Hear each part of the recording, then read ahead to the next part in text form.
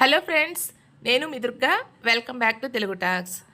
ఈరోజు నేను తోటకూర కడలతో ఒక కర్రీని పరిచయం చేయబోతున్నాను. ఇది చాలా ఫేమస్ కర్రీ. అందులోనూ పాతకాలంలో నుంచి వస్తున్న కర్రీ అండి. పల్లెటూర్లలో బాగా చేసుకుంటారు. చాలా ఆరోగ్యకరమైన ఈ కర్రీని ఎలా తయారు చేసుకోవాలో చూద్దాము. ఇవి తోటకూర కడలు ఇంత పెద్దగా వస్తాయి, ఒక్కొక్కసారి కొన్ని చిన్న సైజులో కూడా వస్తాయి. అయితే ఆకు దగ్గర బాగా ముదిరిపోకుండా చూసుకుని కొనుక్కోవాలి. ముదిరిపోయిందంటే కాడ కూడా ముదిరిపోతుంది, అది సరిగా ఉడకదు. ఇది పెద్దగా ఉన్నా కూడా చాలా లేతగా ఉన్నాయి. వీటిని ఆకులు కూడా వండుకోవచ్చు. ఇప్పుడు మాత్రం కాడల్ని ఎలా తయారు చేసుకోవాలో చూద్దాము. ఇలా కాడల్ని పీచు తీసేసుకోవాలి. ముందుగా ప్రతి ముక్క కోసుకుంటూ పీచు తీసేయాలి. చాకుతో కానీ ఇలా కత్తిపెట్టితో అయినా దేంతో అయినా సరే ఇలా పీచు అయితే తీసేసేయాలి. ఇలా మొత్తం పీచు తీసేసి మన ముక్కల్ని రెడీ చేసుకున్న తర్వాత కర్రీ చేయడం చాలా ఈజీ అండి. ఇదే ఎక్కువ టైం పడుతుంది. మార్నింగ్ పొద్దున్నే ఆఫీసులకి స్కూల్స్కి వెళ్ళే వాళ్ళకి ముందు రోజే కట్ చేసుకుని పెట్టుకుంటే కర్రీ మాత్రం చాలా ఫాస్ట్గా అయిపోతుంది. ఇదిగోండి, నేనైతే ఇక్కడ 3 కాడలు కట్ చేశాను. 3 కాడలు కట్ చేస్తే నాకు ఇన్ని ముక్కలు వచ్చాయి. ఇవి కట్ చేసుకుని ఫ్రిడ్జ్లో పెట్టేసి నేనైతే పొద్దున్నే కర్రీ చేసేస్తానండి. లేకపోతే మార్నింగ్ కట్ చేయడం అవ్వదు కదా. ఇలా ముందుగా శనగపప్పుని నానబెట్టుకోవాలి. కొంచెం ఒక అరగంట గంట సేపు నానబెట్టుకుంటే చక్కగా ఉడుకుతుంది. తర్వాత కుక్కర్ పాన్ని పొయ్యి మీద పెట్టుకుని 2 నుంచి 3 టేబుల్ స్పూన్ల నూనె వేసుకుని కొంచెం తాలింపు దినుసులు, కొద్దిగా కరివేపాకు వేసి వేగనివ్వండి.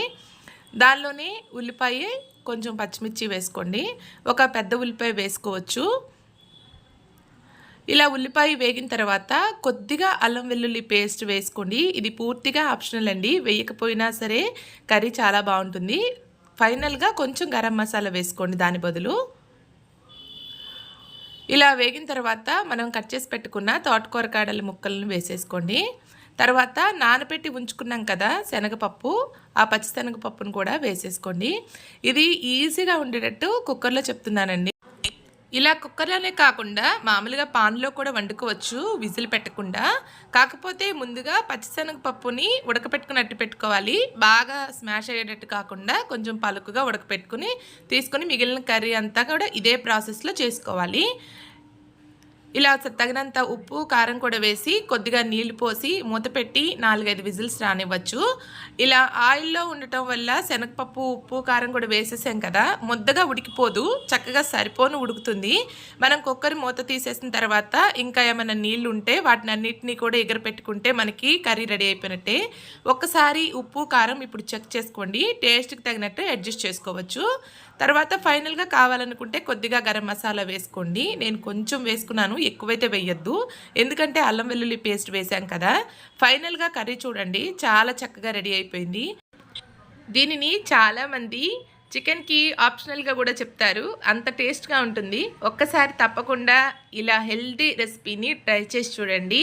వీడియో కనుక నచ్చినట్లయితే మీ ఫ్రెండ్స్కి, ఫ్యామిలీ మెంబర్స్కి షేర్ చేయండి. మా ఛానల్ని తప్పకుండా సబ్స్క్రైబ్ చేసుకుని పక్కనున్న బెల్ ఐకాన్ క్లిక్ చేయండి. మా వీడియోస్ ఎప్పుడు అప్లోడ్ చేసినా కూడా మీకు నోటిఫికేషన్స్ వస్తాయి. Thanks for watching.